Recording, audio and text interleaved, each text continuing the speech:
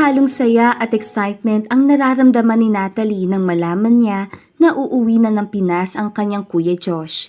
Hindi kasi siya nakapunta at naka-attend sa graduation nito sa ibang bansa dahil abala din siya sa research niya at siya naman ito malapit na magtapos sa kolehiyo. Ilang taon din niyang hindi nakita at nakasamang kapatid at isang beses sa isang taon lamang ito umuuwi para sa 1 o 2 linggong bakasyon. Nagkakausap naman sila pero sa FaceTime lang at madalang pa, gawa na rin ng hindi nila pagkakatulad ng oras na ginagalawan. Kaya naman heto siya at alas 5 pa lang ay gising na. Oh, Ma'am Tal, bakit ang aga niyo pong gumising? Teka po, at ipagtitimpla ko muna kayo ng kape. Pugad naman agad ng kasambahay nilang si Betty. Naku, wag na Manang Betty. Ako na pong bahala sa sarili ko. Gawin mo na lang po ang mga kailangan mong gawin. Sigurado po kayo, ma'am? Opo. Tsaka, sinadya ko talagang magising na maaga dahil susunduin naman si kuya mamaya sa airport. Nakangiti pa niyang sabi. Ay, kaya naman pala masaya ang bungad ng araw mo ngayon, ma'am. Ay dahil uuwi na nga po pala si sir. Oo nga po, Manang eh. May kaunting tampo pa ngayon dahil hindi daw ako naka-attend sa graduation niya. Busy ka din naman sa pag-aaral mo, ma'am. O siya, kung ganon, ihahanda ko pala ang mga paboritong pagkain ni sir. Para naman matuwa siya pagdating dito sa bahay. Tumango at ngumiti lang si Natalie bilang sagot, tsaka nagtimpla na ng kape. Mula alas 5 hanggang sa mag-alas 8, hindi pa rin nawawala sa labi ng dalaga ang matatamis na ngiti. Marahil masaya lang siya sa isiping mas makakasama niya na ang matagal si Josh at makikita na rin araw-araw tulad ng nakasanayan. Alas 10 na ng umaga nung gumayak sila kasama ang ina papunta sa airport. At habang papalapit na sila sa airport ay hindi nga maipaliwanag ng dalaga ang kabang nadarama.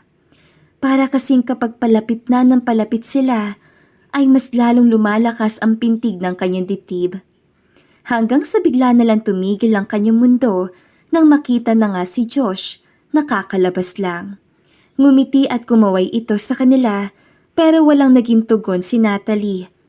Bumalik lamang siya sa ulirat na mapagtantong sabay na kinakaway ng binata ang 2 kamay sa kanyang harapan. Kuya? Utal pa niya sambit dito.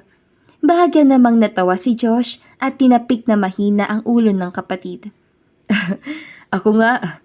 Mukhang malalim yatang iniisip natin dyan ah. May probe at hindi na nga natuloy pa ng binata ang balak na sasabihin nang yakapin na siya ni Natalie. Sobrang higpit ng yakap na yon, na ramdam nilang pareho ang pagkamis sa isa't isa. Look at you two. Para kayong isang dekadang hindi nakita ah. O siya, sige na, at nasa labas na rin si Manong. Umuwi na muna tayo at baka maabutan tayo ng traffic. Tuwang-tuwa namang usal ng ginang na parehas silang tinanguan. Katabi ng driver ang kanilang ina sa may harapan, samantalang ang 2 naman ay nasa may likuran lang. Daldal ang daldal si Natalie habang si Josh naman ay nakikinig lang. Sa isip niya, walang duda. Ito rin ang isa sa dahilan kung bakit na-miss niya ng husto ang kapatid. Pagdating sa mansyon ay dumiretso agad sila sa kusina upang kumain. Hindi naman sila nagkakamali dahil tuwang-tuwa nga ang binata sa mga pagkaing hinanda ni Manang Betty. Jeez! Thank you so much Manang ha! In fairness, sobrang na-miss ko po ang luto nyo. Ibang-iba talaga mga pagkaing Pinoy. Masaya niyang pasalamat sa kasambahay. Nako, medyo kinabahan nga po ako sir at baka hindi mo na magustuhan ang mga hinanda ko. Gawa ng nasanay kayo sa mga pagkain sa ibang bansa. Uy, hindi ah. Ang totoo nga niyan, araw-araw ko nag-o-order ng Filipino food doon. Pero iba pa rin talaga ang gawang Pinoy. Salamat naman po sir kung ganoon. Oh, nasaan na nga pala si Manong? Bakit? Tayo-tayo lang ang nandito. Naku anak, pinilit ko na si Manong na sumabay na sa atin. Kaso ayaw niya.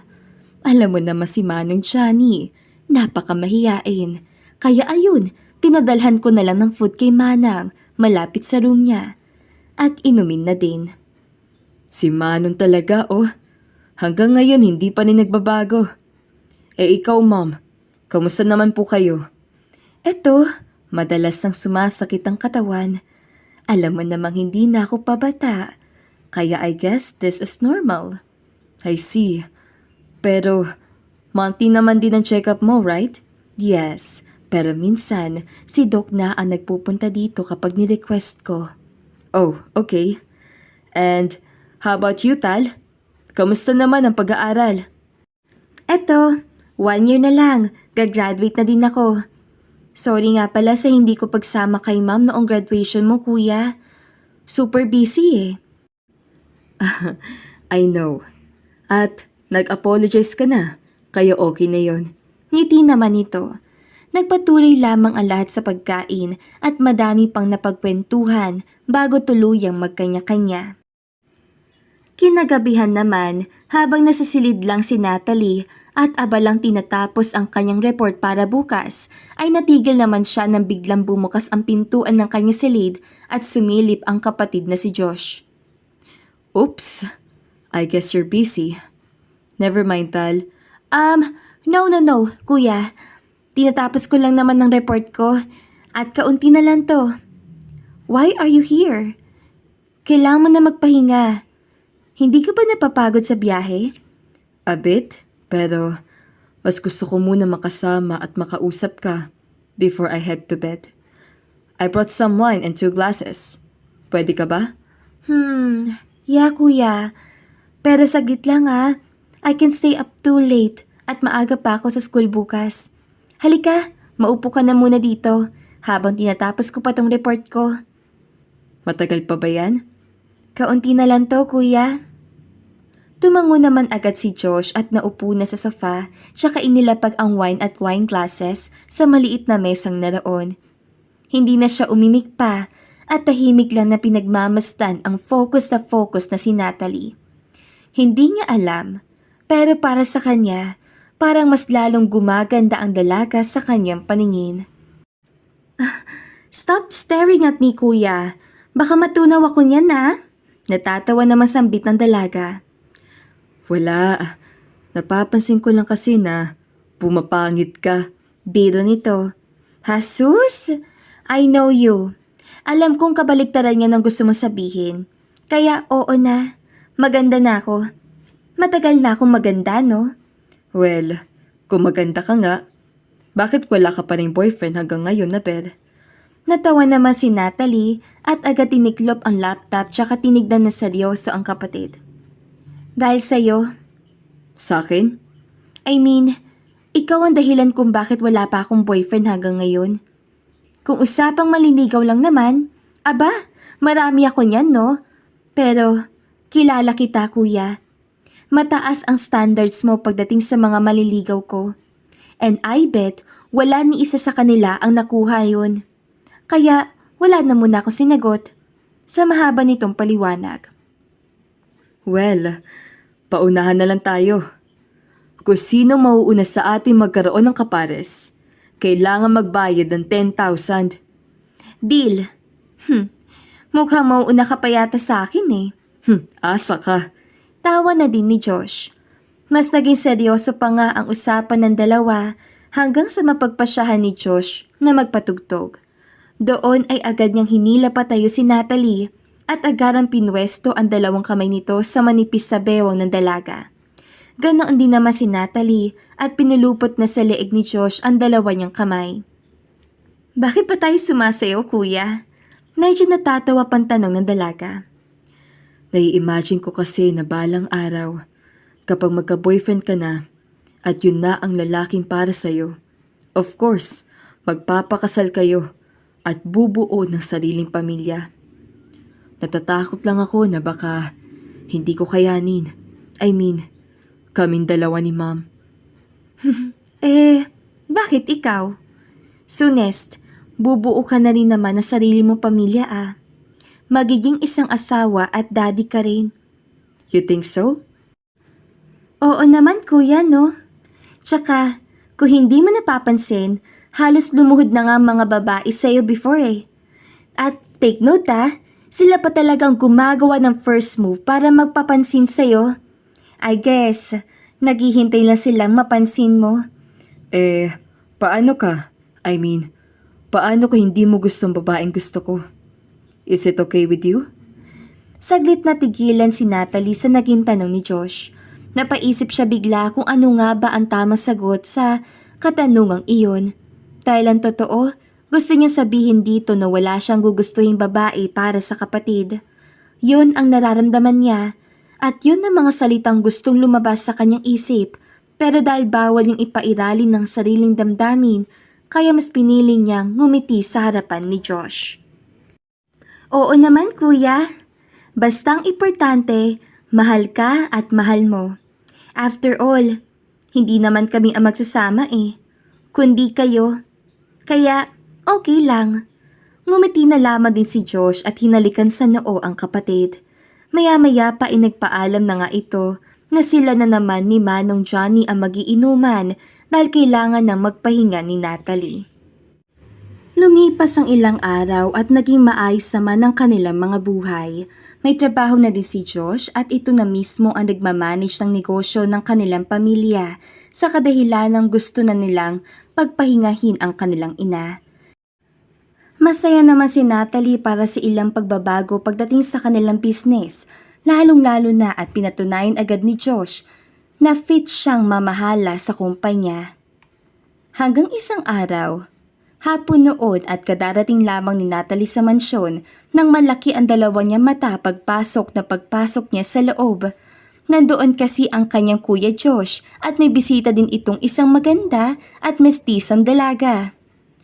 Oh, you're here na pala, bunso. How's school? Nakangiti pang bungad ni Josh. Doing well kuya. Nasaan si mom? Nasa kusina at may big daw siya para sa bisita ko. Oh, by the way, Trina, this is my little sister, Natalie.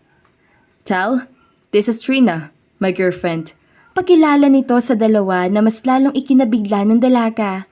Kita niya pa ang pagtayo ni Trina at bumeso pa sa kanya. Nice to finally meet you, Natalie. Ang daming kwento ng kuya mo about you, Really? Nice to meet you too, Trina. Ate Trina na lang, dahil halata namang mas matanda ako sa iyo Oh, okay. Madali naman akong kausap. Sige, Ate Trina, Kuya Josh, sa taas na muna ako at kailangan ko pang magbihis. Bumaba ka agad tala. Linig pa niyang habol ng kanyang kuya, pero hindi na niya ito tinugon at nagtuloy-tuloy lamang papuntang itaas. Bahagya pa siyang napasandal sa pintuan ng kanyang silid nang siya ay makapasok dahil hindi niya maipaliwanag ang nadarama. Ang buong akala niya kasi magiging okay lamang sa kanya kapag nagkaroon na ng nobya ang kapatid. Minsan pa nga nag-i-imagine siya ng ganoong senaryo at matagal niyang pinaktis ang magiging reaction niya. Ngunit iba na talaga kapag nasa harap niya na ang babae at totoong senaryo na ang nagaganap. Hindi niya namalayan na nagtagal pala siya ng ilang minuto habang nakasandal sa pinto. Bumalik lamang siya sa wisyo nang marinig niya ang tinig ng kanyang kuya Josh. Tal, are you done? Nasa baba na si mom at pinapatawag ka na niya. Yes kuya. Saglit na lang ako. Mauna ka na at susunod na ako. Bumaba ka agad Opo. Tanging nasabi na lamang niya. Dali-dali niyang pinahid ang mga luhang hindi niya namalayan bumagsak pala. Nagbihis na rin sila at nag-ayos. Hindi niya alam pero bigla na lamang pumasok sa isip niya na magsuot na maikling shorts at sleeveless top na bagay lamang sa kanya. Nilugay niya rin ang mahaba at bagsak niyang buhok. At ang masatisfy na sa itsura ay bumaba na siya. Samantalang si Josh naman ay halos hindi na nagugustuhan ang abnormal na pintig ng kanyang dibdib ng mga oras na bumaba si Natalie. Sobrang ganda nito at yun lamang ang unang beses na nakita niya itong nakasuot ng damit na hapit sa katawan nito. Ngunit kahit ganoon pa man nagawa niya pa rin ibaling agad ang atensyon kay Trina. Wow! Freshly baked mom, ha? Wika pa ni Natalie at dahan-dahan tinikman ang cupcake.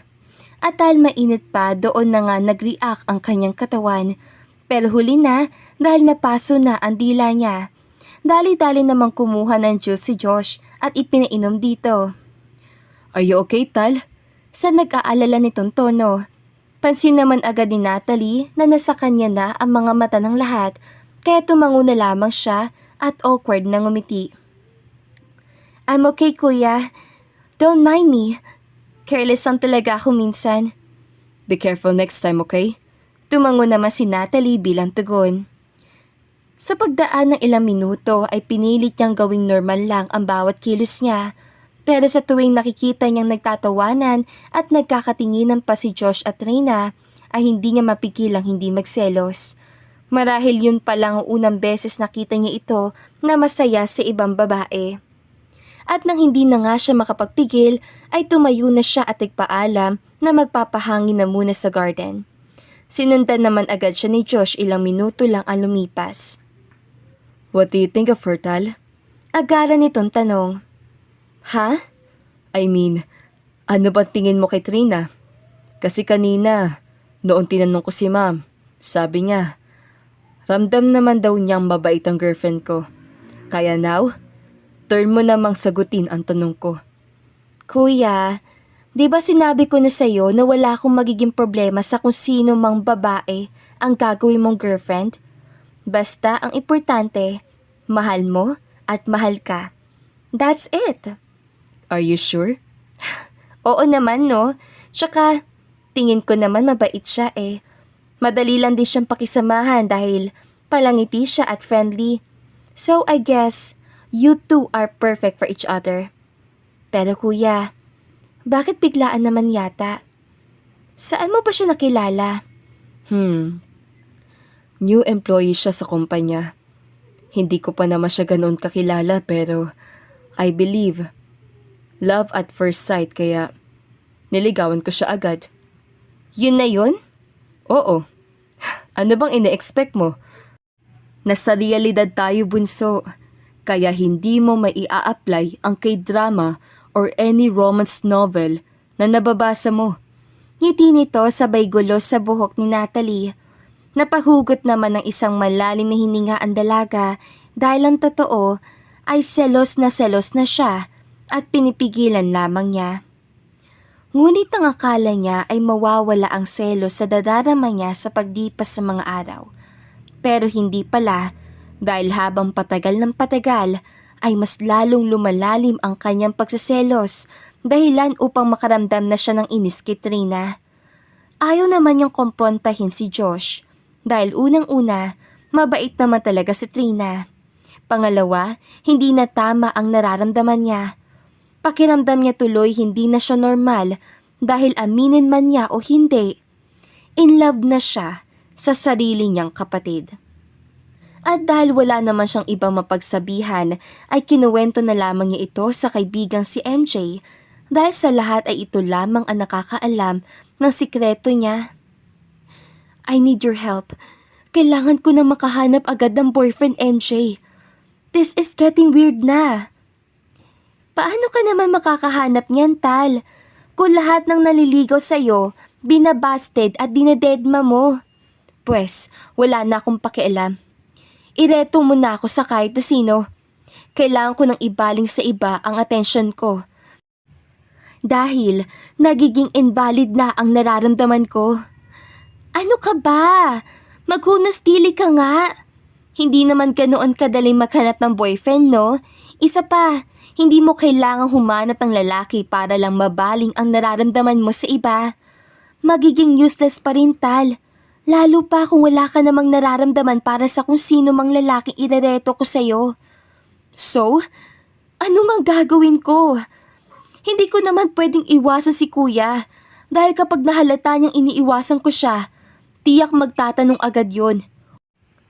Worst, masabi ko pa ang mga bagay na hindi ko dapat masabi.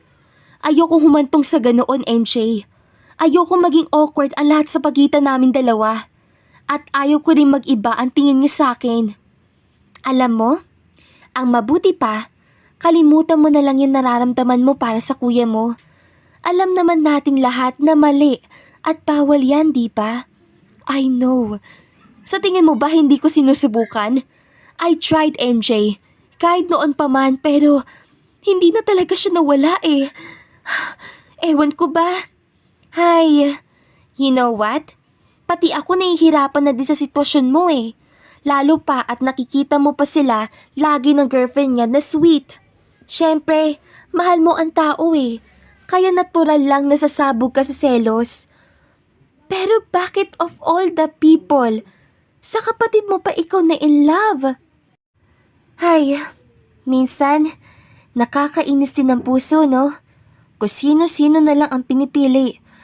Wala naman ako magagawa eh. Kaya please, MJ, hanapan mo na ako ng boyfriend. Sigurado ka ba dyan? Oo, isang buong gabi ko tong pinag-isipan, kaya sure na ako dito. At wala na nga nagawa pa si MJ kundi ang sundin ang gusto ng kaibigan. Nag-aalinlangan man noong una, pero dahil ayaw niya naman patuloy na mahirapan si Natalie sa nakakalokong sitwasyon na ito, kaya pumayag siya. Ipinakilala niya dito ang kakilala niyang nurse at nagsimula na rin agad lumabas-lapas ang dalawa. Lagi nang nagdi-dinner sa labas at namamasyal pagkatapos. Kahit papaano naman nabawasan ang pag-aalala ni Natalie at medyo nabaling na din sa kadate niya ang kanyang atensyon.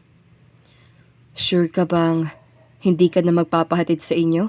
Tanong pa ni Greg sa kanya, ang lalaking kadate niya. Hindi na, Greg. Dala ko naman ang kotse ko kaya I can drive for myself. I see. Pero sana sa next date natin, hayaan mo naman akong sunduin at ihatid ka. Para kasing napaka-improper kung hindi kita masusundo at maihahatid eh. Okay lang ba yun sa'yo? Okay lang naman, Greg. Sige, next time. Sige mauna na ako. At 9:00 na din kasi eh.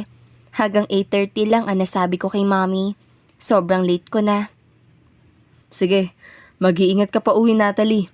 See you again next time. Isang pilit ng ngiti lamang ang itinugon ng dalaga tsaka gumayak na. Pagdating sa mansyon ay pinagbuksan naman agad siya ni Manong Johnny ng gate.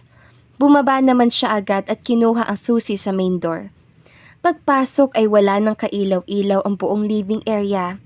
Kaya nang akma na sana siyang aakyat, ay doon na nagsalita si Josh na noon ay nakaupo lang pala sa madilim na parte ng sofa.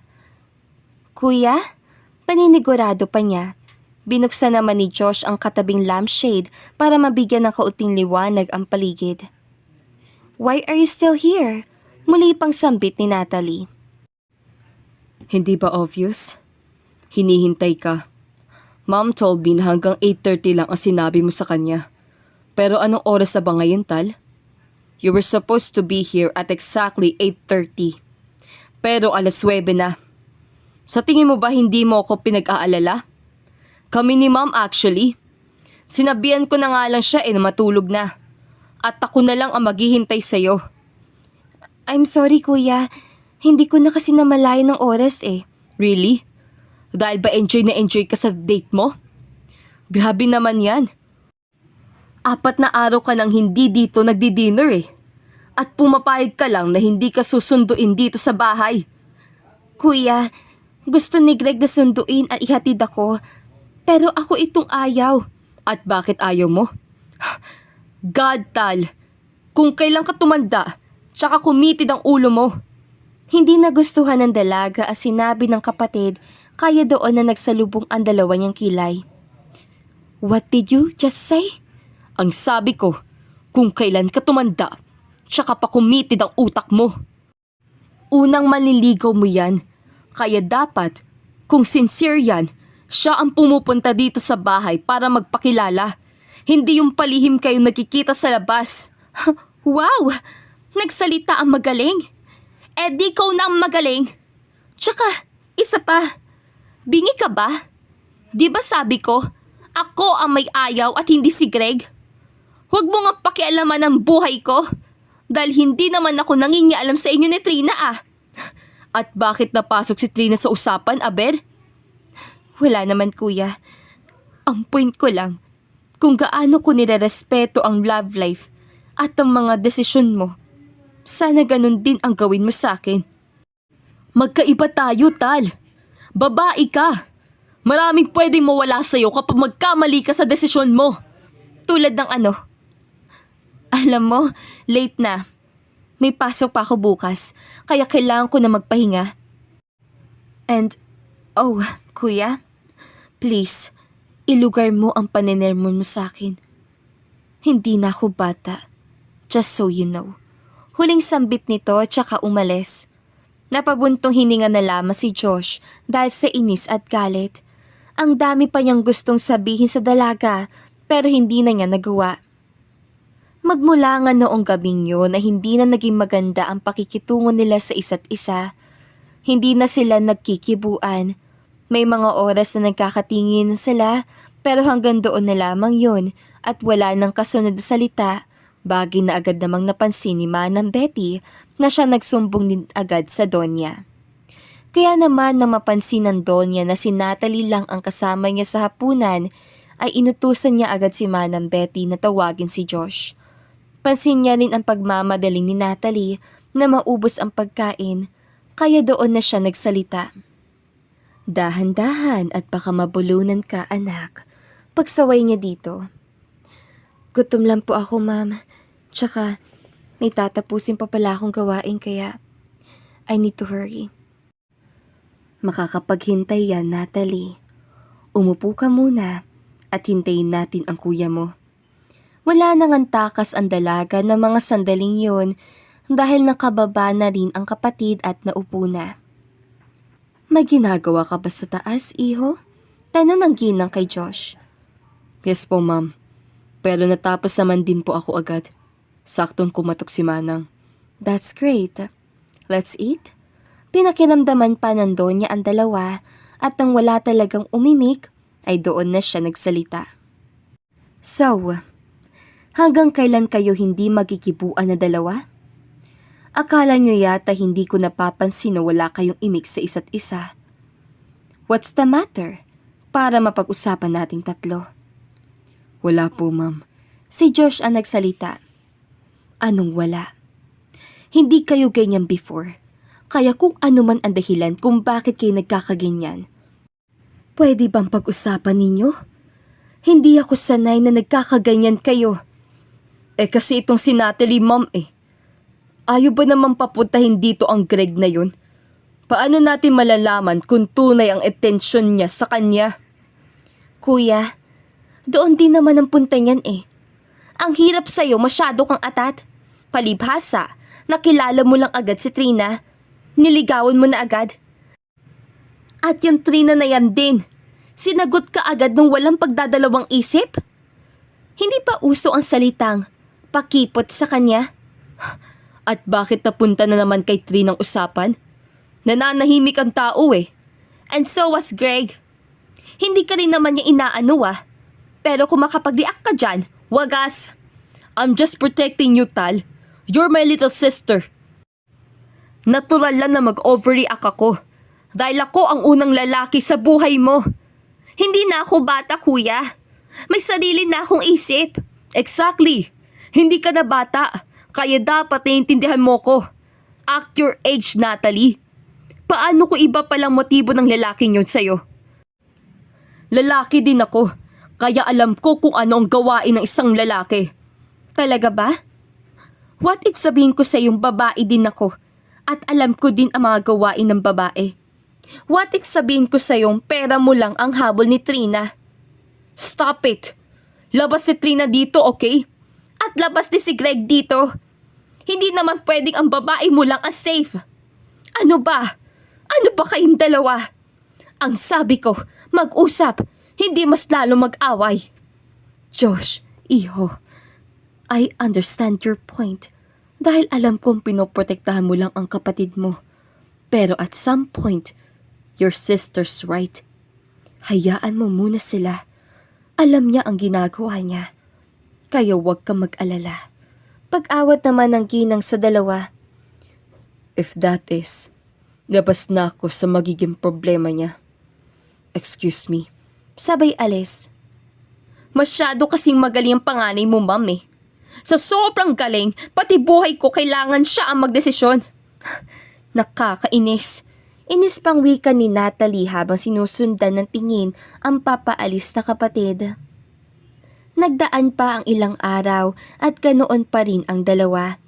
Hanggang sa napagpasyahan na nga ng dalawa na payagan na si Greg na pumunta sa kanila. Sakto ding namamasyal sila noong gabing yon, kaya si Greg na ang nagpaalam sa ina at kapatid ni Natalie. Hintayin mo na lang ako sa baba, Greg, at magbibihis lang ako. It'll be quick. Ngiting usal ng dalaga at pumanhik na sa kanyang kwarto. Lumabas naman agad si Greg at iwawalang bahala na sana yun ni Josh, pero hindi nga alam kung bakit tila inuutusan siya ng isip niya na sundan ang nasabing lalaki. Ginawa niya naman agad yon at nakita niyang pumesto ito sa may garahihan habang nagyosi. Hindi yata nasabi ng kapatid ko sa'yo na bawal magyosi sa bakuran namin, bro. Panimula niya. Oh, I'm sorry. Right. Hindi nga niya nasabi sa akin. Sabay balik sa yosi sa kanyang bulsa. Pero sa hindi inaasahang pagkakataon, biglang nahulog ang isang kondom mula sa bulsa ni Greg. Dali-dali niya pa itong pinulot, pero huli na ang lahat dahil nakita na yun ni Josh at agad siyang kinuwelyuhan. What was that, huh? A condom? May bala ka bang masama sa kapatid ko? Diin niya sabi dito. Bro, hindi. Hindi akin yun. Hindi sa'yo. Pero nasa bulsa mo. Gago ka ba? Hindi ako gago. Kaya bitawan mo ko. Sino ka ba, ha? Ah, ganon. Sino ako? Doon na nga pinaulanan na suntok ni Josh si Greg. Hanggang sa kapo na nga silang nagpalitan ng maiinit na suntok. Nakita naman agad yon ni Mang Johnny at sinubukan pa silang awatin. Pero dahil malakas si Josh, kaya napuruhan niya ng maraming beses si Greg. Oh my gosh! Kuya! Ano ba? Stop hurting him, kuya! Sigaw na ni Natalie na siya nagpahinto sa dalawa. Get out of here, Greg! Kung ayaw mong basagin kong bungo mo! Sigaw niya naman sa binata na agad kumaripas ang takbo palabas ng kanyang sasakyan. Nang makaalis na si Greg ay doon na hindi napigilan ni Natalie ang sarili. My gosh, kuya! What were you thinking? Akala ko ba gusto mong pumunta si Greg dito? Tapos ngayon na nandito na, sinuntok mo? Ano bang tumatakbo dyan sa kukote mo, ha? At talagang ang lalaki yun pang kinakampihan mo, Tal? His plan was lit. Nagpunta siya dito para sunduin ka. And the fact na hindi ka magdadala ng kotse, meaning kaya kanyang dalhin kahit saan. Kung hindi ko pa siya sinundan sa may garahe at hindi nahulog ang kondom sa bulsa niya, hindi ko pa malalaman na may balak siyang masama sa'yo. Tila nabigla naman ang dalaga sa narinig. Kondom? Oo, kaya ko siya nasuntok. Dahil todo tanggi pa siya. Sinasabi ko na sa'yo, walang matinong gagawin ang lalaking yun. Sabay panhik sa taas. Para namang naging tuod sa kinatatayuan si Natalie dahil talagang walang lumabas na salita sa kanyang bibig. Samantalang si Josh naman mag-isa nang ginagamot ang mga sugat sa muka. Sa harap ng may salamin nang pumasok si Natalie na may daladalang bulak at alkohol. Ako na dyan, kuya. Alok pa niya. Ako na dito. Magpahinga ka na. I'm sorry. Ang totoo niyan, hindi ko naman talaga sineseryoso si Greg eh. Gusto ko lang mabaling ang atensyon ko sa kanya dahil naapektuhan ka sa amin ni Trina. Pagtapos ng kapatid. Paano mo? Si Trina ang nakapansin sa asal mo. She told me na nagsaselos ka nga sa tuwing nandyan siya. Actually, hindi ko naman talaga siya girlfriend eh. At hindi siya employee ng company. Random friend lang siya na hiningan ko ng pabor. Kasi tulad mo, gusto ko ding mabaling ang atensyon ko sa iba. Teka, ang ibig mo ba sabihin, parehas tayo ng nararamdaman? Tal, dati pa lang may nararamdaman na ako sa'yo. Ayaw ko sana lumayo eh, dahil gusto kong bantayan ka. Pero kailangan dahil ayaw kong mas lumalim pa ang nararamdaman ko sa'yo. Nasabi ko na rin to kay Mommy and she's aware about it. Aware siyang mahal kita. Alam ni Mom? What was her reaction? Hindi ba siya nagalit? Nasuka? Kuya, we're siblings. Nope. Hindi tayo magkapatid. Dahil ang totoo, parehas lamang tayong ampon ni Mom. Ano? Yes, Tal. At alam ko yun dahil inampon niya ako. 6 na ako nun. Hindi sila magkaanak ni Dad, kaya nag-ampon sila ng lalaki. And that's me. At ikaw ang anak ng pamangkin niyang namatay. Kaya somehow, ikaw lang ang related kina Mommy.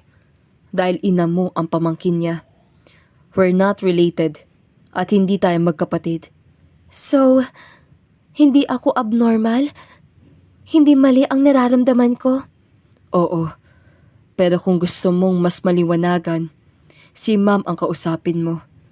At yun na nga ang ginawa ng dalaga, kaya doon pa lang mas nalinawagan na siya. Sinabi rin ng ina na matagal na nitong nahalata ang malalim na pagtitinginan ng dalawa at napapangiti na lamang daw siya sa tabi. Hindi rin niya pinagbabawalan ang dalawa sa kung ano man ang gusto nito dahil hindi naman talaga sila related sa isa't isa. Kaya naman magmula din noon ay mas lalong napanatag si Natalie sa nalaman. Patuloy pa rin siya sa pag-aaral tulad ng ipinangako niya sa ina hanggang sa makagraduate nga siya. And this time, siya naman ang nag-ibang bansa para sa isang oportunidad na hindi niya kayang tanggihan. Mag-iingat ka doon, Tala. Mamimiss kita dito. Jesus, para namang 1 dekada akong mawawala sa mansyon, oh. 2 taon lang naman ako sa Amerika. And after that, tutulungan na kita sa kumpanya. Ngiti nito kay Josh. Basta, alagaan mo si Mama, tsaka alagaan mo rin ang sarili mo dito. Okay? Dagdag pa niya. Ako na ang bahala dyan. Basta promise me din na alagaan mo rin ang sarili mo doon. At pangako, pagbalik mo, liligawan na kita. Jesus, parang gusto ko na agad umuwi ah. Don't worry, sayong-sayo lang ako lagi. Hinalikan naman agad ni Josh ang noo ng dalaga tsaka nagpaalam na. Lumipas ang mahabang 2 taon ay nakabalik na nga si Natalie sa Pilipinas at tulad ng pangako ni Josh, niligawan niya agad ang dalaga na agad ding sinagot na isang matamis na oo nito. Kung si Josh ang CEO ng kanilang kumpanya, si Natalie naman ang kasalukuyang COO na siyang labis na nagpasaya sa Donya. Ngayon naman, engaged na ang dalawa at balak na magpakasal sa lalong madaling panahon. Plano pa nilang lubbutin ang mundo kapag prenup na nila, kaya ganoon na lamang ang kanilang pag-iipon para gawing memorable ang kanilang pag-iisang dibdib. At dito na nga po nagtatapos sa magandang istoryang ito. Don't forget to like, share, and subscribe. Hanggang sa muli, paalam!